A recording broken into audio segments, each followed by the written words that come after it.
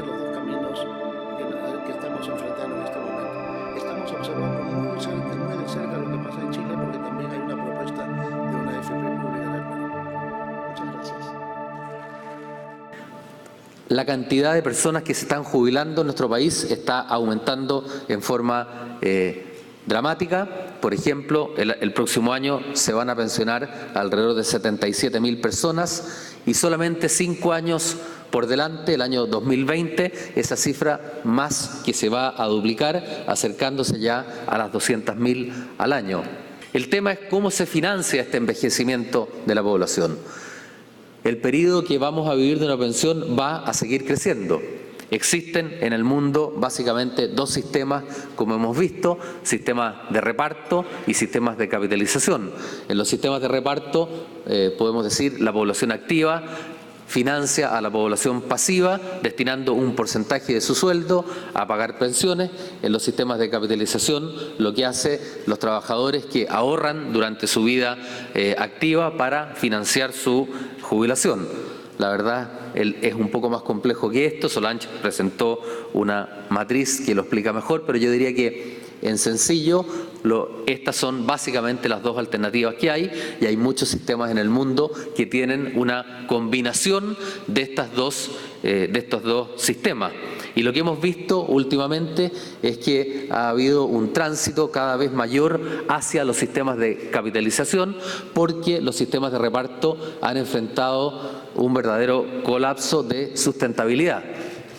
Una de las causas de estos problemas y que afecta a los sistemas de reparto y no a los sistemas de capitalización es la caída en la tasa de fertilidad. La tasa de fertilidad, que en los años 50 era de 5 hijos promedio por cada mujer, hoy día está en niveles de 2,4. En nuestro país hoy estamos bajo 2. Las mujeres están teniendo en promedio 1,8 hijos cada una, y eso significa un cambio muy relevante para los sistemas de capitalización. Eso, unido al aumento en las expectativas de vida, hace que la tasa de dependencia, es decir, el número de población activa respecto de pasivos que deben vivir de una pensión, está cambiando dramáticamente. Muy luego, en prácticamente los años que quedan para llegar al 2050 son los mismos que tenemos desde que partió nuestro sistema de pensiones. La proporción de población pasiva activa va a ser de 2 a 1, es decir, va a haber solamente 2 personas trabajando para eventualmente financiar a cada uno de los jubilados. En la práctica lo que uno ve es que 73 países han tenido que aumentar la tasa de cotización en los últimos años. 46 países aumentaron la edad de retiro, 56 países ajustaron la fórmula de cálculo de los beneficios. En Chile tenemos un sistema de 3 pilares, es un sistema que tiene un pilar solidario, que yo diría que la reforma del 2008 fue una buena reforma porque fortaleció e introdujo un cambio muy importante en el pilar solidario, cuyo objetivo es combatir la pobreza y mejorar la distribución del ingreso. Tiene también un pilar obligatorio que todos conocemos, ¿verdad?, donde cotizamos mes a mes un 10% de nuestro salario, pero tiene también un pilar voluntario que permite mejorar la pensión o anticipar la edad de jubilación. 7 de cada 10 pesos que tienen los trabajadores acumulados corresponde a rentabilidad, 3 son cotizaciones que han hecho. La rentabilidad del sistema figura entre los primeros lugares según cifras de la OECD, entre el 2001 y 2010 en primer lugar, entre el 2002 y 2012 en tercer lugar. Pero no solo la rentabilidad ha sido buena, la eficiencia del sistema también lo es. La comisión promedio, por ejemplo, el año 2012, sobre los fondos administrados fue un 0,65%, eso es prácticamente un 30% menos que el promedio de una larga lista de países. Podemos decir, en resumen, las AFPs han cumplido a cabalidad con su mandato legal. Bueno, ¿cuál es el problema entonces? El problema es que hay una brecha entre las expectativas de pensión y aquellas que efectivamente muchos chilenos reciben. Esa brecha también se refleja en algunas críticas que oímos habitualmente. La pensión es un tercio del sueldo promedio del sistema. Eso no corresponde a esa comparación porque estamos comparando una pensión con el sueldo de los que cotizan activamente. Debiéramos compararla con las contribuciones que esas personas han hecho. Y otra crítica que se escucha regularmente es que el sistema de AFP paga pensiones que están por debajo del sueldo mínimo. La verdad es que los promedios no reflejan la realidad. Ese promedio incluye, por ejemplo, cerca de 200.000 mujeres que han cotizado sola una vez para obtener el bono por hijo.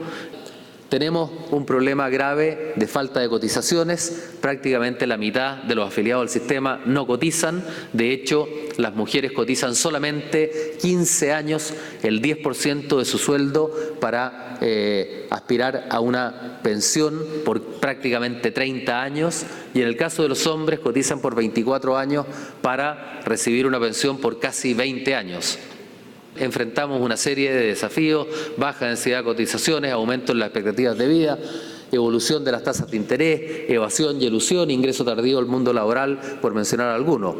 Y eso hace que muchas personas reciban pensiones menores a las expectativas que tenían. Por lo tanto, la culpa la tiene el sistema. Me voy a referir brevemente a las propuestas que hemos hecho como asociación. La primera es aumentar el ahorro. Las primeras propuestas van por el lado de aumentar el ahorro y disminuir las lagunas.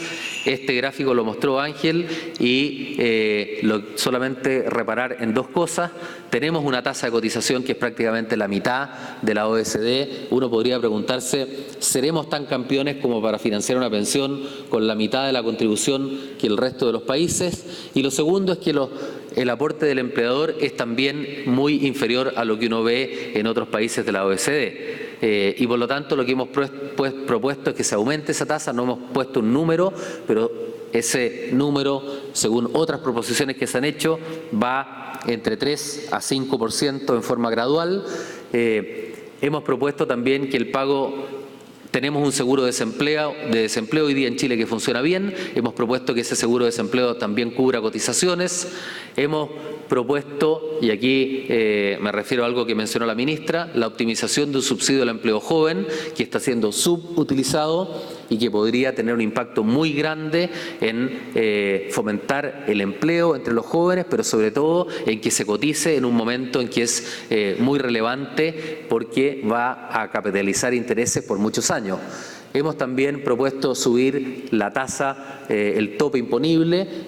Recuerden ustedes que cuando partió el sistema hace 30 años era 60 UF, están 72, pero los ingresos han duplicado en estos 30 años. Hemos también propuesto un mecanismo similar al del ahorro previsional voluntario para cubrir lagunas. Y por último, hay un tema que es crítico que mencionó la ministra y que tiene que ver también con esa brecha de expectativa. Un 85% de las personas no sabe qué porcentaje de su sueldo destina al ahorro para pensiones.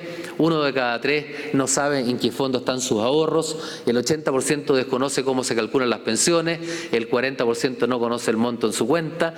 Y ese desconocimiento está íntimamente relacionado con el problema de expectativa. Por lo tanto, la educación previsional es indispensable.